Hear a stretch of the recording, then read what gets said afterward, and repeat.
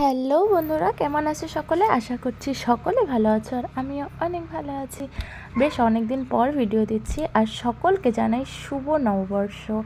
আর এই দেখো, আমরা সকালবেলা তখন কটা বাজে, 6টা বাজে, তখন আমরা বেরিয়ে পড়েছিলাম।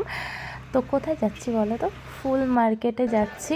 আর এই ফুল মার্কেটটা যারা শিলিগুড়িতে থাকো তারা অবশ্যই জানো যে এটা কোথায়। আর যারা জানো না তাদেরকে আমি বলবো, কিন্তু যারা জানো তারা কমেন্ট করে অবশ্যই জানিও। তা আমরা গেছিলাম একটু ফুল আনতে এখানে বাজারে। তো দেখতে পাচ্ছ এখানে অনেক অনেক পরিমাণে ক্রাউড ছিল আর অনেক ভিড় ছিল। তো আমরা সমস্ত বাজার ঘুরে টুরে নিলাম।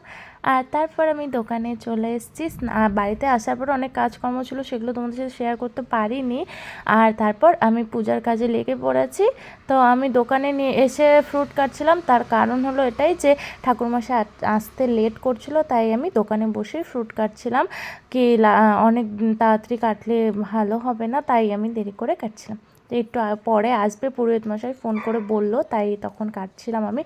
আর তোমাদের দাদার সাথে একটু কথা বলছিলাম। আর তোমরা সকলে, আজকে আমাদের দিনটা সারাদিন এই পুজোতেই কেটেছে। আর তোমরা সবাই নববর্ষ কেমন কাটালে অবশ্যই কমেন্ট করে জানিও।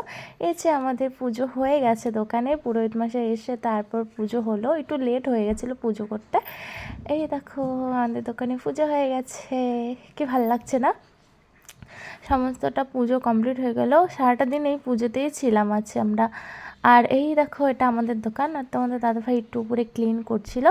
তো এই তো ছিল আমার একটা ছোট্ট শুভ নববর্ষের ব্লগ। কেমন লাগলো অবশ্যই জানিও। টাটা, দেখা হচ্ছে খুব শীঘ্রই একটা নতুন ভিডিওর সাথে।